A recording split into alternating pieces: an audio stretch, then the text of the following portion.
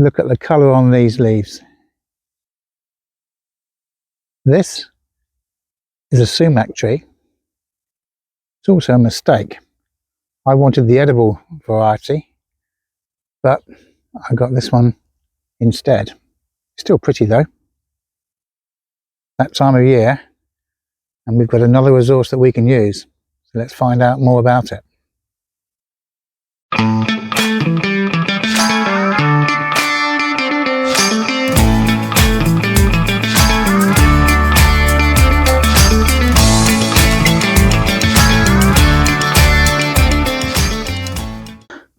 So we've just had a quick look around outside, and it's autumn, and I've got a resource up there that's coming down here, and I do not want to waste that. So I want to be turning that into leaf mold. Now I've put together a short video about what leaf mold is, what it's good for, and how we can turn leaves into leaf mold. So we'll have a look at that, and then we'll have a look around here and show you what I do with my leaves here, how I collect them, and what I primarily use them for, because I don't do all of the things that I mentioned in the video you're just about to watch now. So let's take a look at that, and I'll join you back here afterwards. So leaf mould is a type of compost made from leaves that have been decomposed by fungi over a period of time. It's dark brown to black in colour, and it has a crumbly texture and also a very pleasant earthy aroma. It's a slow release organic matter which is rich in nutrients and also beneficial microbes. So let's look at how easy it is to make leaf mould. Well, to start with, we need to collect the fallen leaves from deciduous trees and also shrubs. We want to avoid leaves from evergreen trees and shrubs, as these leaves take much longer to decompose. Shred the leaves using a lawnmower like we do, or a leaf shredder. This will give the microorganisms more surface area to work on, and that speeds up the decomposition process. Next, pile the shredded leaves into a shady area. Use a compost bin or wire mesh cage, which can be used to contain the pile. As with the compost pile, water it regularly to keep it moist. You can turn the pile every few weeks to help aerate it and speed up the decomposition process.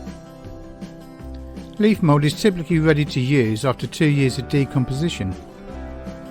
However, it can be used after just 1 year if it's needed. Now here's some of the best applications for leaf mould. Mulch. Leaf mould makes an excellent mulch for gardens and lawns. It will help to suppress weeds, retain moisture, and it also improves soil fertility.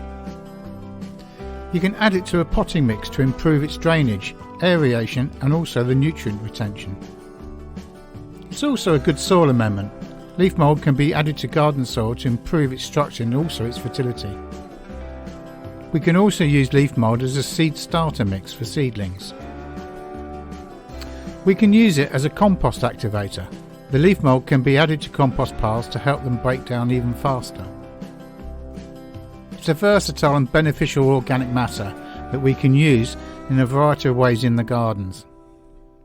Best thing is, it's free, an easy way to improve health and promote plant growth in our soils. Hey guys, just a quick break from the video. I've got a question for you. Why is it that we have to pay to eat well or learn? It's quite an interesting proposition when you think about it in more depth. With regards to paying more, if you don't have the money available, and a lot of people don't, or they're really restricted on their incomes, they're forced into buying foods that are ultra processed, which isn't good for them. There's loads of studies out there that show that children, for example, can lose up to 7 centimeters in their height because of that particular type of diet. And if it has an effect on their physical condition, just think what it could have on their mental condition or their intelligence as well. Now, if you want to know more about that, ask me in the comment section down below, and I'll let you know the book that I've been reading that tells you all about it in greater depth. Far too big for me to go into now. But you could take that theory and apply it into something else, and in this particular case, I'm talking about this channel. Now, I produce all these videos for one reason and one reason only. It's to show people how they can produce their own good quality nutritional food that is dead easy to do and doesn't cost a lot of money to do it. And there's a lot of people out there that want to know how to do these things. And at the moment, I've got 630 odd subscribers doing just that, which is absolutely great. And I appreciate you all for doing so. All this content that you see, I do myself. The cameras, sound equipment, the lighting, everything is me on my own. No one holds the camera. No one's a Steven Spielberg around here, as you can probably work out. I do it all on my own, and I pay for it all on my own. It's not a huge cost, but I still do so. But it's a free resource for anyone that can't afford to go and pay £200, £300, £400 to learn how to grow fruit and vegetables in a particular style. This is a free resource for people that can't afford to do that thing. Now, they can all look at a YouTube video and hope that they're looking at mine. If you know somebody in that situation, let them know about it. Share the videos and help them along their way. And even better, what you could do is support the channel by hitting the subscribe button. It costs you absolutely nothing to do. But the trick is, the more subscribers I get to this channel, the more content I can produce. And YouTube perhaps can start paying instead of anybody else. So everyone can keep their £200, £300 or £400 in their pocket and spend it on something that's decent to eat, and also learn for free. I don't sell courses, I don't sell books, and I don't have any intention to do so in the future. So what you've got to do, please, hit the sub button, like it, share it, and then everyone can benefit for free. Let's get back to the video. Thanks. So here's my stock. We're surrounded by acacia trees here, as I've mentioned in the past. And we have the damson there that didn't produce any fruit this year. Like a lot of fruits or plums this year in the area, we didn't get any, so unusual. However, look on the roof, got leaves. Now these leaves are going to be falling even more than they already are. And I've got two ways of using them. This is the first thing I do. I'll leave them to fall onto the patio here, and then when I get enough, I do one of two things. Either blow some into the flower beds to act as a natural mulch, so I don't have to do much with that, or I collect them. What do I do with them when I've collected them? Well, let's go and have a look. So I gather all the leaves up from the patio, and they're going to be nice and dry, and they go into this garden bag, and then when it's full, I suck it all out with my garden vacuum cleaner, because it also acts as a shredder. So it chops them all up for me, and again, they go straight onto the compost heap. Now the video that we've just watched tells you that you can do that as an activator for the compost, and it works very well here, and that's what I do. Purely for that and nothing else. So I use some to go straight onto the beds at the front of the garden. Then I use this huge bag here, chop them all up with the vacuum cleaner for the garden, straight onto the heap. Excellent way of adding more material to the compost. So we're now at the back of the house, and I'm looking at the grass here.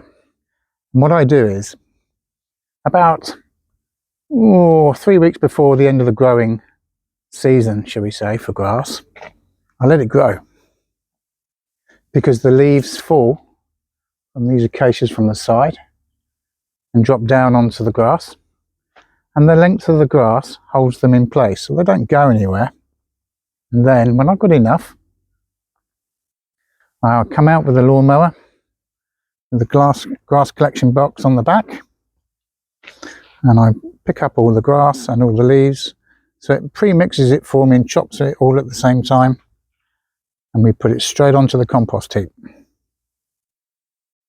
Now in some situations I leave the leaves exactly where they are. Leave the leaves, there's a phrase. So here we are, we've got the field elm as our hedging, and this is taking us down towards the compost, just to give you an idea of roughly where we are in the garden.